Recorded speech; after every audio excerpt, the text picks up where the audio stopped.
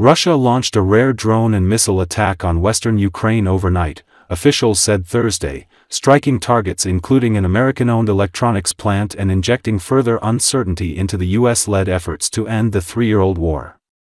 The aerial assault on a part of Ukraine that has largely avoided such focused attacks was one of Russia's biggest this year and came amid Moscow's objections to key aspects of proposals that could end the fighting following Russia's February 2022 invasion of its neighbor. The Flex factory is one of the biggest American investments in Ukraine, Andy Hunder, president of the American Chamber of Commerce in Ukraine, told the Associated Press. Russia is destroying American business in Ukraine. Russia is destroying Ukraine, and those values that America has stood for and that it continues to stand for, Hunder said. Ukrainian President Volodymyr Zelenskyy suggested in his nightly video address that Russia had been purposely targeting American investments in Ukraine. "We believe that it was a targeted strike specifically on American property here in Ukraine, on American investments," he said. Zelensky condemned the attack amid a renewed diplomatic push for peace.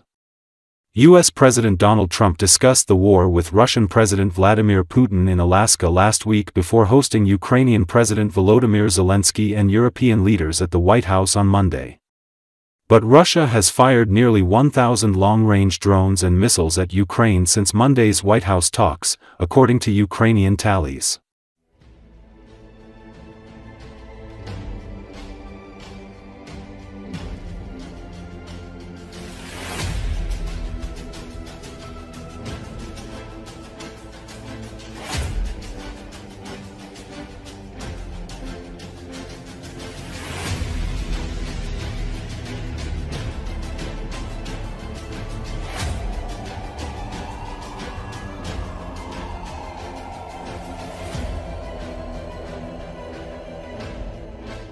So this is one of the safest places in Ukraine. Over the last nearly 4 years, this has been a really safe place. And today, overnight, we saw Russian missiles directly target American business.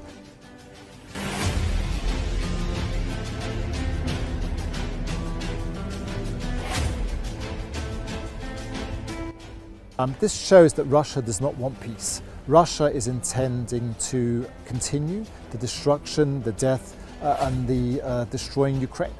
And that's very, very concerning. And this is something we want President Trump to see, to understand that Russia is destroying American business in Ukraine, Russia is destroying Ukraine, and those values that America has stood for and that continues to stand for.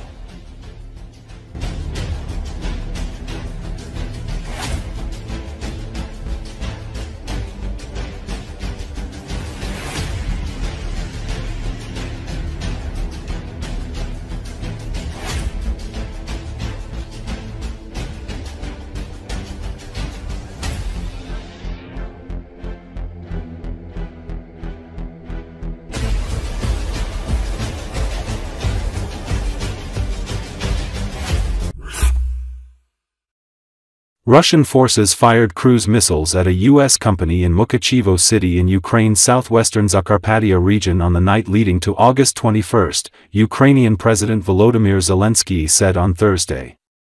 The plant was involved in production of household appliances. 15 people were injured in the attack on the plant. Fire covering 7,000 square meters broke out at the site and is being brought under control. Last night, the Russian army set one of its insane anti-records. They targeted civilian infrastructure facilities, residential buildings, and our people. Several cruise missiles were lobbed against an American-owned enterprise in Zakarpattia, Zelensky wrote on a Facebook post on Thursday. The Ukrainian leader said the struck facility was a regular civilian business, supported by American investment, producing everyday items like coffee machines. He added that there were no global efforts to stop Russia's war of invasion. On August 21, Russia launched one of its largest air raids on Ukraine since the start of full-fledged invasion in February 2022, involving 600 drones and missiles, Ukrainian Air Force reported.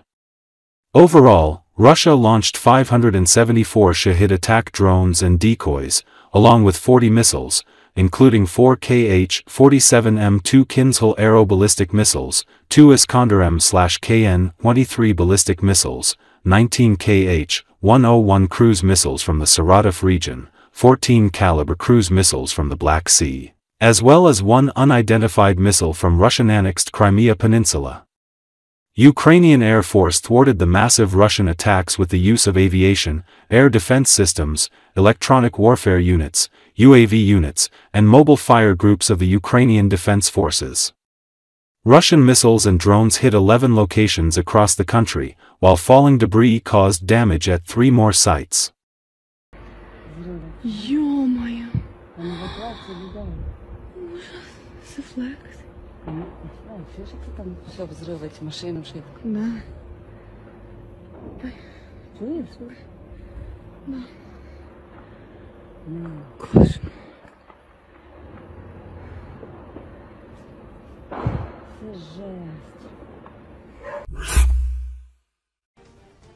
The economic crisis is rapidly approaching the Russian Federation. Salary arrears and hidden unemployment rates are rapidly growing at Russian enterprises. This was reported by pro-Kremlin media, citing data from the Federation of Independent Trade Unions of Russia. According to the organization, in July, the debt on payments increased by a quarter and reached 1.7 billion rubles. At the same time, the number of employees at risk of losing their jobs has increased by 1.5 times. In addition, the number of jobs transferred to idle mode has increased by a third. Official statistics confirm trends that are alarming for Russians. According to Rosstat, by the end of May, wage arrears had grown 3.4 times compared to last year and amounted to 1.66 billion rubles, excluding small and medium businesses. By July, this amount had risen even higher, reaching 1.7 billion rubles. Rostrud data also show a worsening situation on the labor market.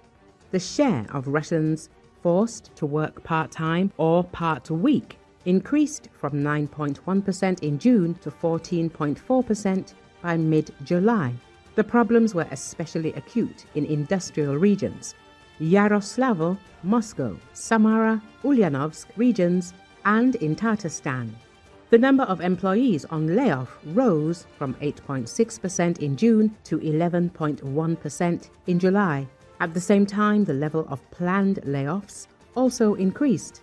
If in May 16.7% of employees were threatened with layoffs, then in June the figure reached 20.4%. Economists emphasize that the current difficulties are a direct consequence of the protracted war against Ukraine. Russia is bogged down in an aggressive campaign, absorbing resources and directing colossal funds to military needs, while industry and the social sphere are in crisis. The blow to the Russian economy is systematic.